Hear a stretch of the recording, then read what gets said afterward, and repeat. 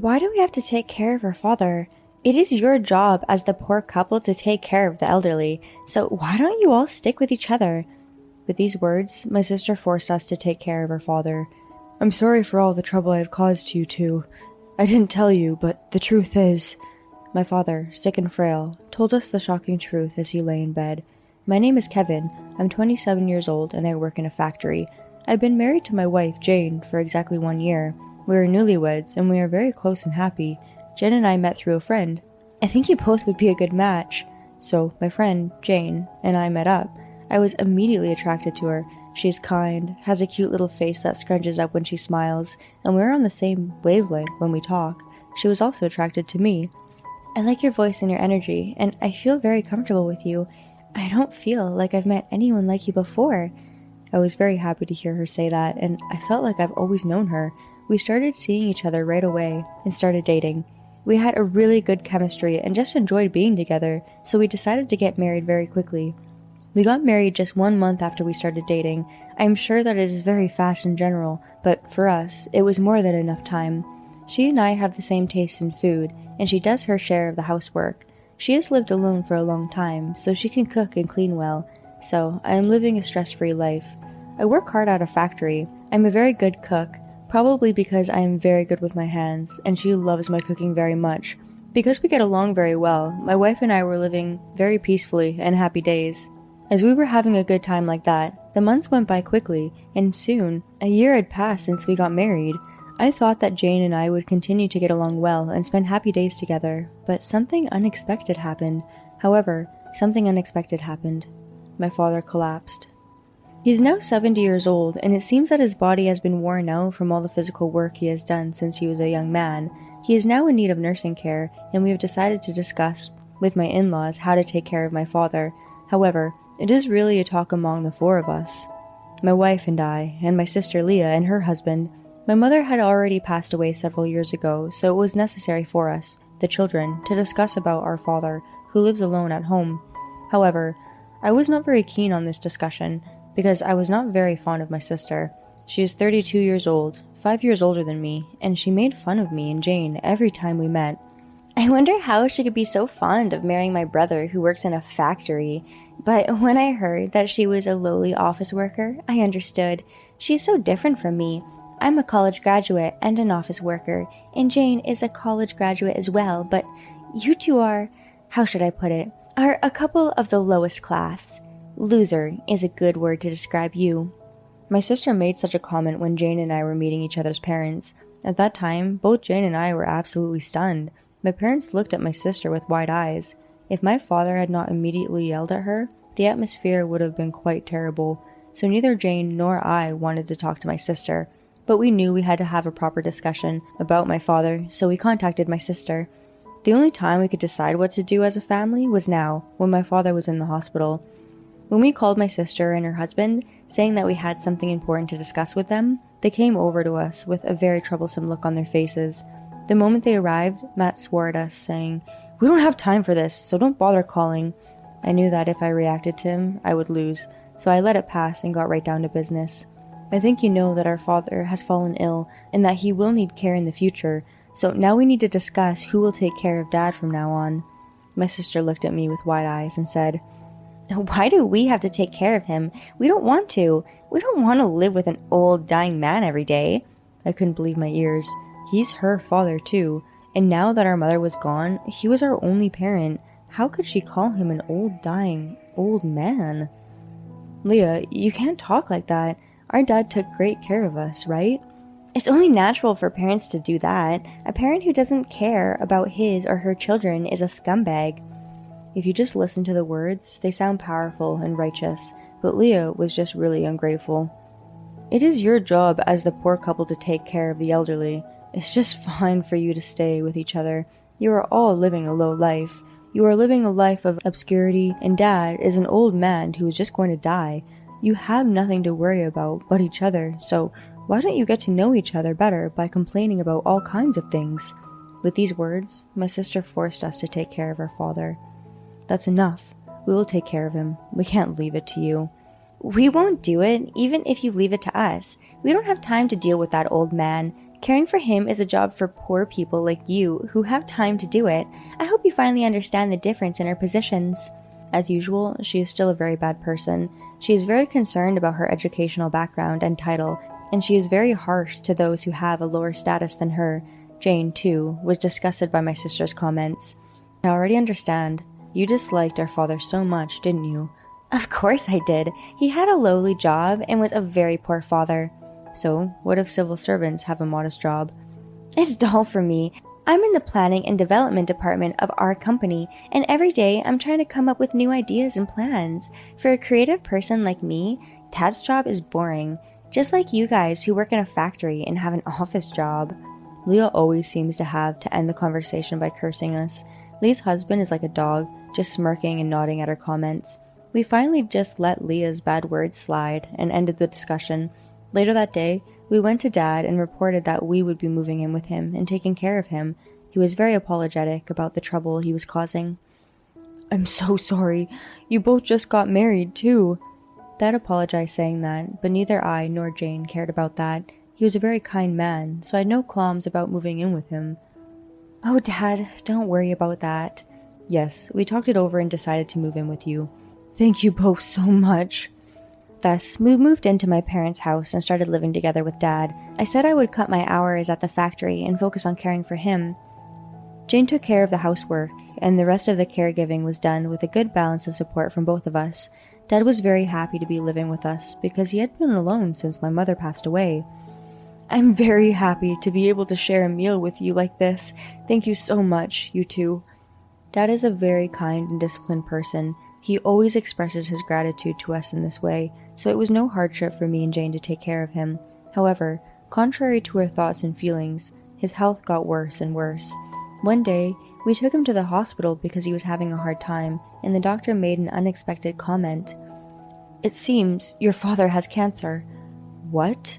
It was so sudden for us. We had worked so hard to take care of him, but we had no idea that he had cancer. We were hoping that Dad would have surgery if possible.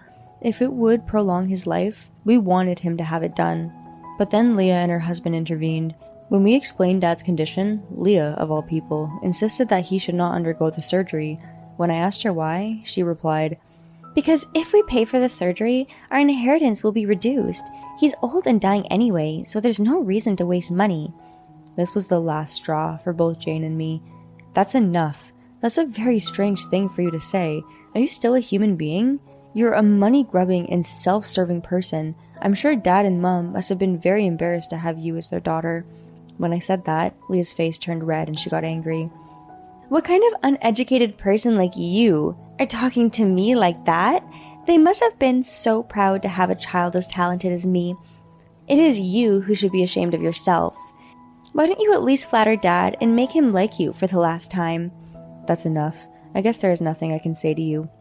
Our discussions with Leah and her husband always end up like this, so we decided to stop the discussion and decided that we would discuss with Dad and decide everything about the future. When I informed him about our discussion with Leah and her husband, he sighed deeply. "She always used to think she was better than everyone else by belittling them. I've tried to warn her about that many times, but I guess she hasn't changed. I know that this is a reflection of her lack of self-confidence, but she has to live with it herself, and no matter how much people tell her, it won't reach her ears." Dad's words made my heart and Jane's heart ache. He had been thinking about Leah and treating her with love, but why had she become so twisted? After that, Dad was hospitalized, but Leah and her husband did not come to visit him at all. Jane and I went to the hospital every day to check on him and to enjoy casual conversation, but day by day, he became weaker and weaker. I wanted nothing to do with Leah, but she was very important to Dad, so I would give her updates each time I saw her. However, Leah never responded to me, and she never came to visit after that. Then, Dad's health finally reached its limit, and he had very little time left to live. Jane and I realized that his end was near. Then one day, Dad said he wanted to talk to us. Jane and I sat down in our chairs and looked at him. "I'm sorry about all the trouble you two have been going through. I didn't tell you, but the truth is..." Dad, sick and weak, lay in bed and told us the shocking truth. "Oh my God, is that true? Please accept this as my thanks to both of you." We were very surprised. At first, we were reluctant to accept it, but Dad insisted, so we decided to accept it. Later, when we went to visit him, we were talking with him in his hospital room as usual when Leah and her husband came in looking flustered. "Hey, what's this inheritance stuff about? How much will you give us?" Leah and her husband were not shy about coming to us when they heard we were talking about their inheritance. Jane and I were both inwardly dismayed that they had never come to visit Dad before, but this was our plan too. Dad explained the inheritance to Leah. "There's only about $5 million of my assets in that family home." When Gerald said that, Leah said, "We get the $5 million and those two get the house, right?" Leah said before Gerald could finish.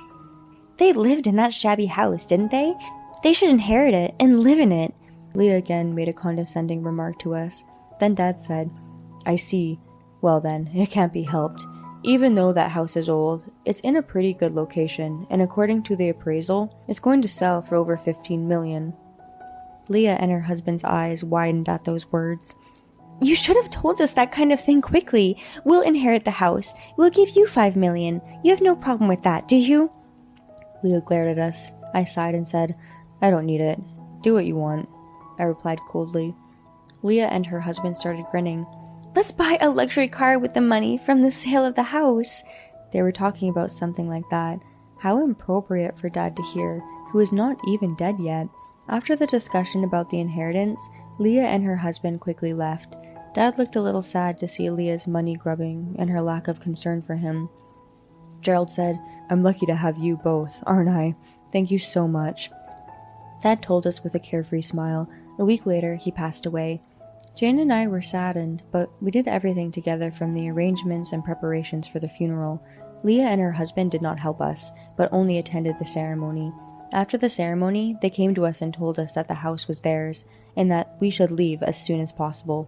When a person's character is this twisted, nothing you say can change it. I feel sorry for any psychiatrist who will have to deal with this. After that, Jane and I finished sorting out Dad's belongings, packed up our own, and moved out of the house. After we had moved and unpacked, Leah called Jane and said, "Hey, what's going on? I put the house on the market and it's not even worth $100,000. Leah sounded very upset. I calmly replied, "Oh, I see," I said. "What the heck? I took it because Dad said it would sell for over $15 million. This is impossible." I put her on speakerphone, but she was shouting so loud that it turned out I didn't need it. "Well, that can't be helped, huh? Dad just accidentally made a mistake. It was you who insisted on inheriting the house, so it's your own fault. Why don't you just move into the house?" "I'm not going to live in this shabby house." "Then you'll have to sell it for $100,000. "I don't agree with you. You should share the $5 million you inherited with us." "What are you talking about now? Leah, have you forgotten? We signed a memorandum of understanding that neither of us can demand any share of what we inherited later. So whatever we got from Dad will never belong to you." "How could this happen?" The junior manager was ranting over the phone, but I really think it's a good thing. I had nothing more to say, so I quietly hung up and blocked Leah's number. By the way, it was not only $5 million that we received from Dad. In fact, he told us in his hospital room that the inheritance was more than $50 million. However, considering the residual portion of the estate, a large sum of money would be given to Leah, who had treated him so poorly. So, Dad suggested that he purchase the condo and put it in my name. Jane and I said no way, but he insisted that we take it as a token of his appreciation, so we agreed to take a room in the condo from him. He immediately purchased the $50 million condo unit in one lump sum and put it in my name. I didn't tell Leah about that, so she would not know. So she and her husband inherited only the family home. They probably still think we are unfortunate poor people, but we are now living in a much more comfortable space than Leah and her husband will live in. By the way, Leah thought that I was just a factory worker, but I am good with my hands and I like working in a factory, and I also make and sell my own leather bags and other products. Recently, I have been making more money than Leah and her husband because my sales are much better, but we are not going to tell Leah and her husband about this. It doesn't make any sense for us to one-up them like that. Rather, we have decided to stop having anything to do with Leah and her husband and concentrate on our married life. We feel much happier that way. Today, we are going to spend another pleasant day thinking about each other. The less confident people are, the more they try to preserve their self-esteem by comparing themselves to those around them and beating up those they think are lower than them. But I think that such people are the ones who never succeed. I think that because Kevin and Jane are not bound by such things, they are led to good fortune and success. I hope they will continue to live happily as a close couple. Thank you for watching. How did you like today's story? Please subscribe to our channel. See you in the next story. Alright, everyone's presentations are done. Nick, the manager, said as he tried to move the discussion forward. Excuse me, I haven't. I recently found out something. Nick interrupted me and began to speak. There's apparently someone in this department who didn't graduate high school and is just a part-timer. Meetings should be for employees only. Absolutely right. His lackey, Mike, of course, agreed with Nick. I'm leaving. After leaving the meeting room, I started to shut down my computer. I noticed that an email had arrived, not in my personal inbox, but in the company's shared email. Thinking, there's no point in speaking up, no one will listen, I went home quietly. The next day, I heard a commotion from Nick's desk. He was staring at his computer screen, his face pale. Nick! Is something wrong? Mike looked at the screen with him. And he turned even paler than Nick. Why is he so angry?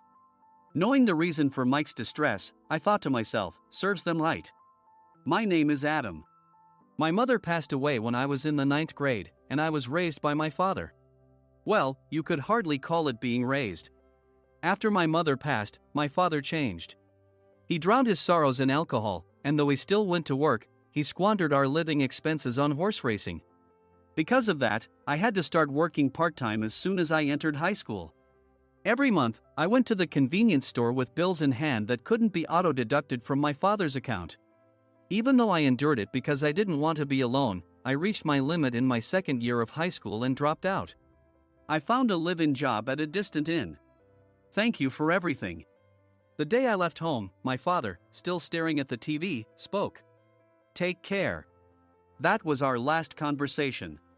Back then, 18 wasn't the age of majority, so I needed my father's permission to work, and I couldn't hide my place of employment. Yet, my father never visited me even once. I kept working just to survive, and before I knew it, I was 42. Years of hard work paid off, and I was transferred to the headquarters. I was thrilled to be recognized by the company, as I thought I'd be working in the field until retirement due to my lack of formal education. Listen up. Our work can change the future of our employees. Don't drag us down. On my first day after the transfer, Nick, dressed in an expensive suit, spoke sternly. There was a reason for this. Our inn was located in a prominent tourist destination, known so well that everyone in the state could sing its commercial jingle. At its peak, we had 5 locations within the state. But that was long ago. Due to financial difficulties and aging facilities, only the place where I had worked for many years and the original establishment remained. I was prepared to lose my job anytime, but now there was a glimmer of hope. With the rise of social media, the tourist area where the inn was located started gaining attention again. Depending on how hard the sales department, where I was transferred, worked, we could either thrive or be forced to give up this prime location to the new hotel chains continuously popping up. For Nick, who had switched careers from another industry to strengthen our sales, this was a battle he couldn't afford to lose. I understood why he had to be strict. I will do my best. Nick sneered at my enthusiastic declaration. Did you not hear what I said? I'm sorry. I thought I was listening carefully. Out of habit from years of customer service, I apologized reflexively, though I had no idea what had offended him. Someone was watching me with a smirk. In this department, there are those who are expected to excel and those who have been shoved here because they have nowhere else to go. You are the latter. It was Mike, the section chief. He's 7 years younger, at 35. But he was called to headquarters much earlier than I was and had been moving around within the headquarters ever since. I'm not jealous, but I can't accept that he's my boss. Graduating from a prestigious university, he has an unusually high pride and caused many problems as a newbie, making things very difficult for me when I was the front desk leader. When I found out Mike was transferred to the sales department a month before me, I was disheartened. Mike is right. With just a middle school diploma, there's not much you can do. Don't even think about achieving results. As if I didn't exist, Nick remarked, I'm thirsty. Mike eagerly ran to the coffee maker.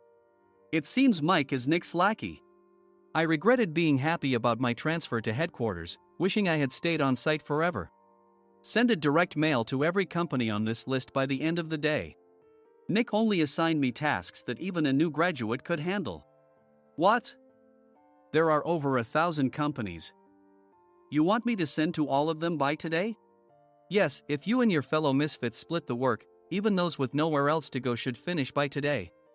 I glanced at the employees typing away expressionlessly. They were worn out from customer service, only thinking about leaving on time, or were women reassigned after having children. With zero motivation for work. Even Sam, a new graduate from the same university as Mike, who was supposed to be among the expected achievers, had no enthusiasm for the job. Having joined the company wanting to do customer service. I don't care what they say, I plan to quit anytime, he said. Only Nick and Mike were highly motivated, making all the decisions between the two of them. I originally only wanted to work at the inn to survive and had no particular attachment to this job. I swallowed my words, thinking I had no right to reprimand them. About a month after the transfer, Nick told us with a frustrated look. To commemorate the 50th anniversary, we've decided to create a plan exclusive for one group per day. Originally, Mike and I were supposed to come up with it, but our president, Mr. Thompson, insists on hearing everyone's opinions. So, you all get a chance. As Nick explained, Mike began handing out prints. Make sure not to embarrass Nick. If your ideas are half-baked, you'll have to redo them. It seemed that they had printed his handwritten notes by Mr. Thompson, which included several questions and a section for free responses. It made sense why Nick had to seek our input, given that all responses had to be submitted to Mr. Thompson. We were given a week to think about it, and a meeting was scheduled to compile our ideas. My plan is to let guests enjoy both the old and modern America. Nick began the presentations. Guests would watch a master confectioner at a nearby traditional sweet shop make sweets in front of them. The welcome drink would be premium tea in a bottle. Nick's plan was certainly attractive. After his presentation, Nick called on us to present in the order we were seated. Just as I stood up for my turn. All right, everyone's presentations are done. Excuse me, I haven't. I recently found out something. Nick interrupted me.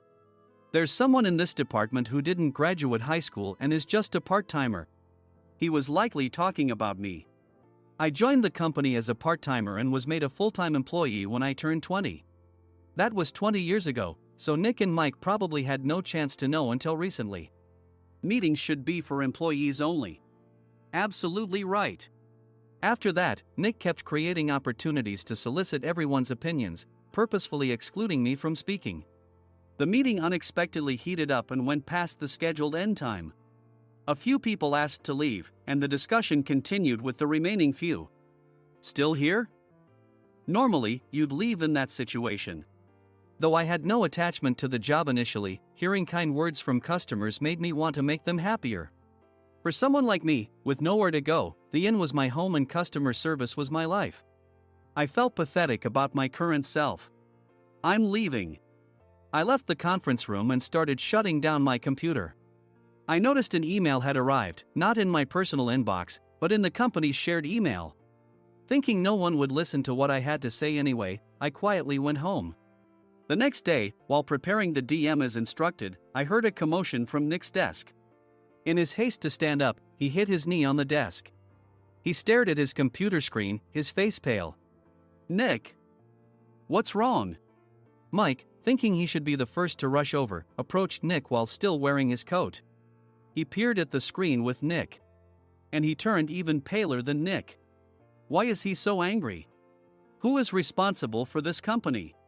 Nick, more irritated than ever, asked, and Mike answered without checking. Probably Sam.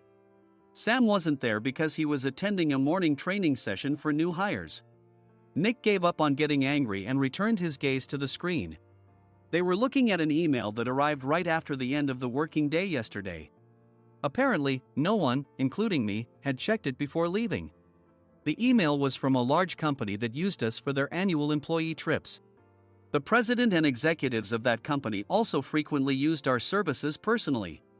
president of the company, Mr. Mason himself had declared that neither he nor his company would ever use our services again. Well, some companies cancel their employee trips or stop using our services due to financial struggles. Let's just move on. Mike kept wiping the sweat from his forehead with a handkerchief. Knowing why Mike was so agitated, I quietly watched their interaction. Do you know how much revenue we get from that company? We can find other guests to fill the rooms, but we'll lose the banquet costs, gift shop revenue, rental car fees, and more. Moreover, the gifts were supposed to be prepared by the traditional confectionery shop involved in Nick's proposed plan.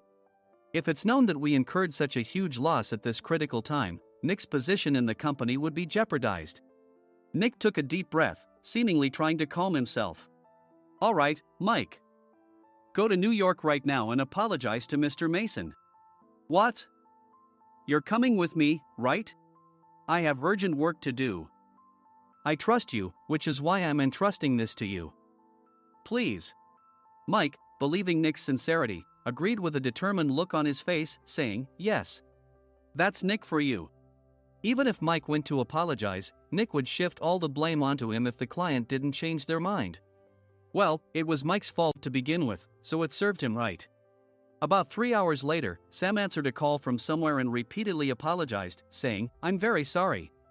Everyone watched to see what was happening. After ending the call, he informed Nick with a weary tone. When Mike arrived at the client's company, he only made things worse, further infuriating Mr. Mason. He was demanding, get his boss here immediately. It was no wonder Sam was exhausted, dealing with such a call right after returning from training. What is that idiot doing? All right, Adam, you're coming with me. If sacrificing Mike didn't work, then I must be next. Normally, I'd want to refuse at all costs, but I saw an opportunity in this situation. If I can be of assistance, I'd be happy to join you. I immediately followed Nick, and we flew to New York.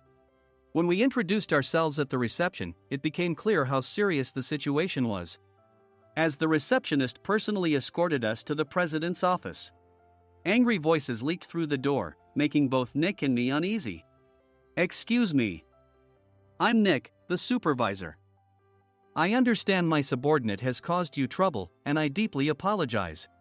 Nick, with his experience in the corporate world, knew enough to offer an apology before excuses. However, his customer service skills left much to be desired. I sighed as I saw Mike trembling like a small dog in the corner of the room. What kind of training are you giving your subordinates? Mr. Mason glared at Nick with a red face. The intensity of his gaze made even Nick take a step back. Regrettably, I joined this company only 2 years ago and was unaware of Mike's issues. I should have identified his shortcomings sooner. Indeed. I should have realized sooner. No sensible person would come to apologize and then give a lengthy presentation on the drawbacks of not using their inn. Nick froze, his mouth slightly open. Suspecting the worst, I picked up the documents that had fallen to the floor. It seemed Mike hastily prepared these documents on the plane, listing the disadvantages. Disadvantage 1: if you change the venue for the company trip, employees might suspect it's for cost-cutting reasons, leading to a negative impression. Reading it aloud half-jokingly, Nick snatched the papers from my hand and checked the contents with a furious expression. Among the stack of documents was a receipt from a nearby convenience store's copy machine. I felt a pang of dread, hoping he hadn't shown the receipt as well. What do you think he said when I asked what kind of nerve he had to do this? I'm very sorry. Faced with the dire situation, Nick must have thought there was nothing left to do but apologize. In a voice smaller than I'd ever heard from him, he uttered words of apology. He said, I'm a Harvard graduate. I don't believe I said anything wrong. Mike, what have you done? Forgetting his plan to pin the blame on Mike, Nick yelled loudly, even in front of Mr. Mason.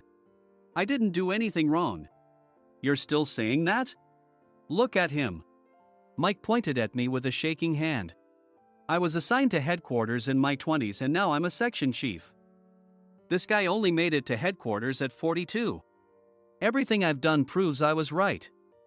So why are we losing the contract? Having said his piece, Mike collapsed to the floor. Of course. You were sent there because you had nowhere else to go. Mike never expected to hear such words from someone he looked down upon. He lunged at me, and Nick hurriedly stepped in to stop him.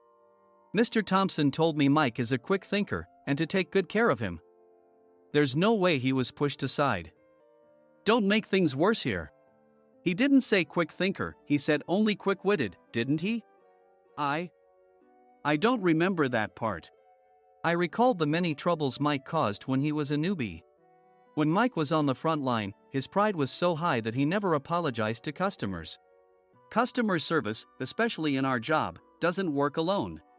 It brings both good and bad situations. If the front staff or housekeepers made mistakes, or the cleaning company didn't properly clean a room, one had to apologize to the customers regardless of personal fault. Mike, in such situations, would never apologize, insisting he wasn't at fault. This often angered customers, and as the front desk leader, I frequently had to apologize on his behalf. He caused complaints and disrupted operations, which is why he was quickly moved to headquarters. In departments where he didn't interact directly with customers, his quick thinking was beneficial and things went well. But it seemed his flaws were starting to show. Corporate reservations are supposed to be entered into the system by the sales representative. But a quick check yesterday revealed that more than 10 items were missing from the client's reservation.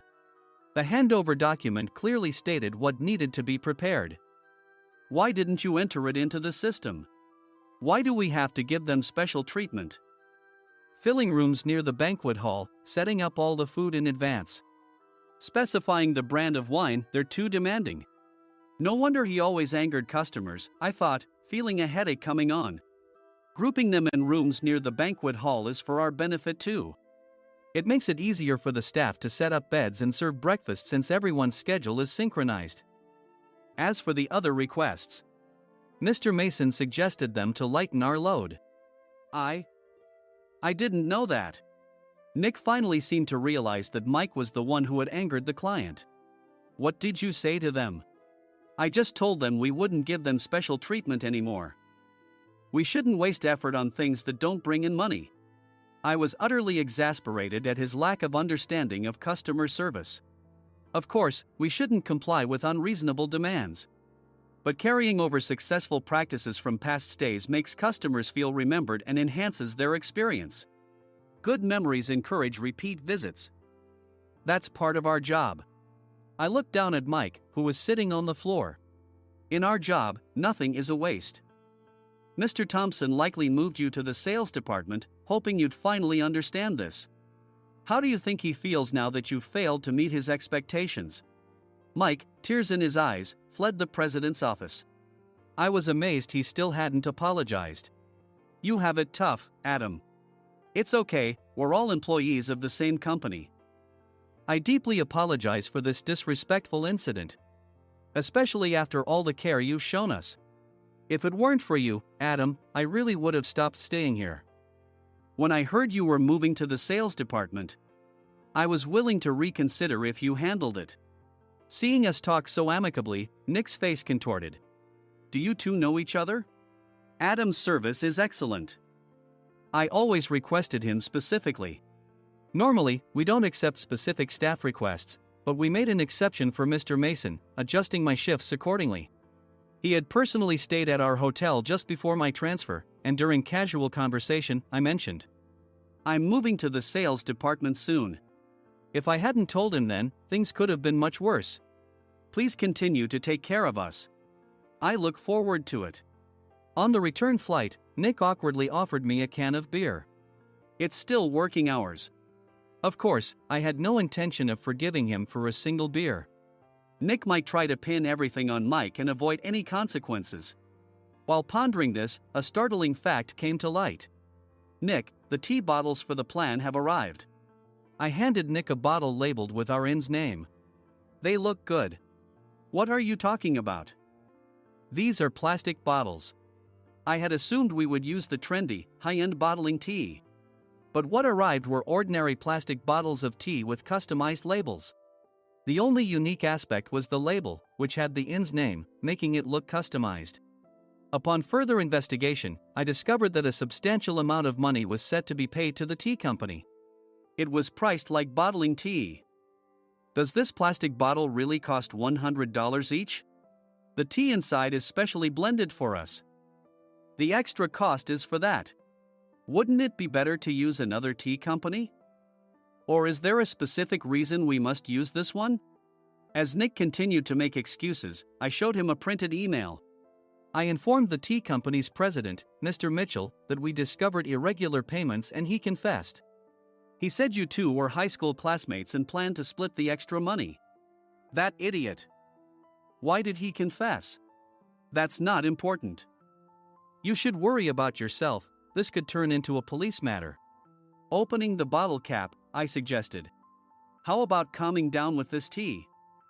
It supposedly has a relaxing effect. Nick drank the tea frantically.